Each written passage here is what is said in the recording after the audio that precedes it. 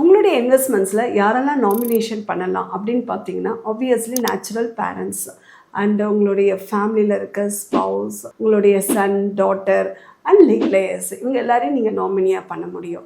Nominee அப்படின்னும் போது நீங்கள் சிங்கிள் தான் பண்ணணும்னு இல்லை, மல்டிபிள் நாமினேஷன்ஸ் பண்ணலாம். இப்போ நீங்கள் 3 நாமினேஷன்ஸ் வரை எலிஜிபிள், ஃப்யூச்சரில் 10 நாமினேஷன்ஸ் வரை எலிஜிபிளாக இருக்கும்.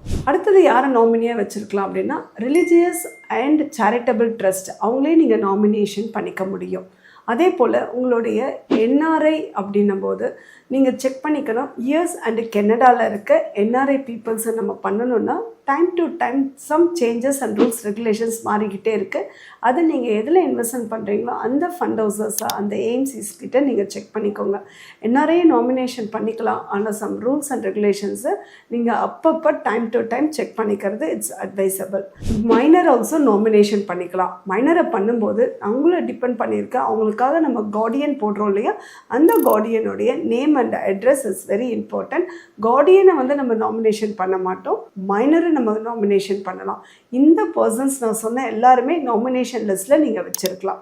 ஸோ இதை பேஸ் பண்ணி உங்கள் நாமினேஷனை கரெக்டாக உங்களுடைய இன்வெஸ்ட்மெண்ட்ஸில் மென்ஷன் பண்ணுங்கள்.